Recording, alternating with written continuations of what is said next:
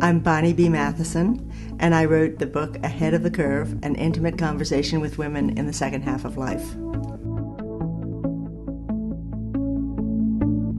Well, I think maybe the best sentence to explain the book is that it tries to explain that the life that you have been living is not the life that you're going to have. It's in the past, and the best life is the life you're about to recreate. For the younger women, many of them have read this book and said things like, I had no idea that it could be fun after 50 when you're that age.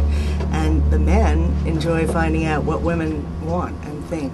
I wrote the book because I kept having a conversation with women about the life after 50 and their widowhood, their newly divorcedhood, their ill husbands, so their whole life was upside down. And they would say, have you written a book?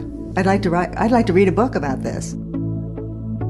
My book is full of examples of people that actually did something that pleased them, surprised them, exhilarated them after 50. There are stories about widows who were devastated and destroyed, but later found a new life with a new person. And I mean, you just, the difference is day and night between, they become a different person because their life is different.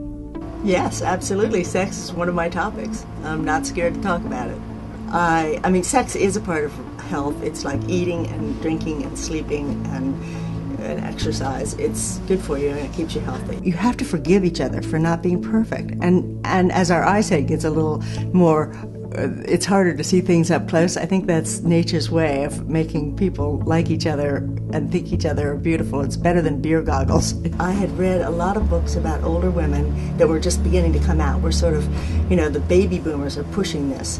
60,000 people turn 60 every day, and they will for the next 18 years. It is very true that if you hold yourself to a standard that was already difficult when you were 30, and you're 60, you're going to make yourself miserable. I really believe that whatever you're doing, married, single, or in between, that it's an attitude. I mean, you must work on your own attitude, and that is something that's in your hands. There are a lot of things you can't do a thing about, but you can do something about that. If I could just give them a little hope about the fact that they can relax. Relaxing is attractive to other people.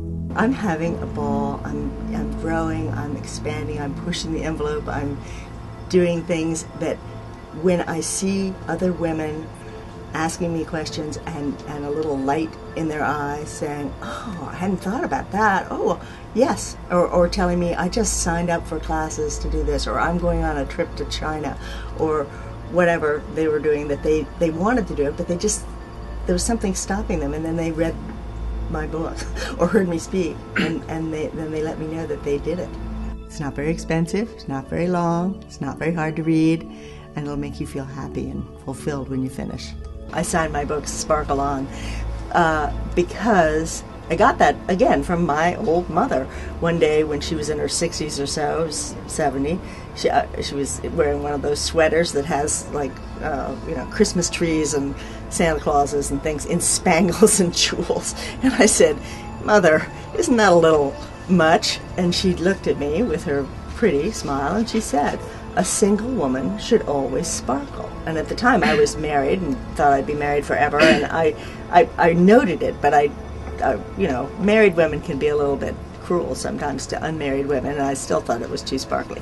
But by the time I too became single, I realized that she's really right, because there is a tendency for people to just look right past the older woman, and very often the younger women are in short skirts or practically no top, and with their dragon tattoos and their pierced lips and eyebrows and things. What is a woman to do if she's over 60? You can't really compete in that, but you can have a little sparkle, and then if somebody happens to glance your way, they can see that there's a there.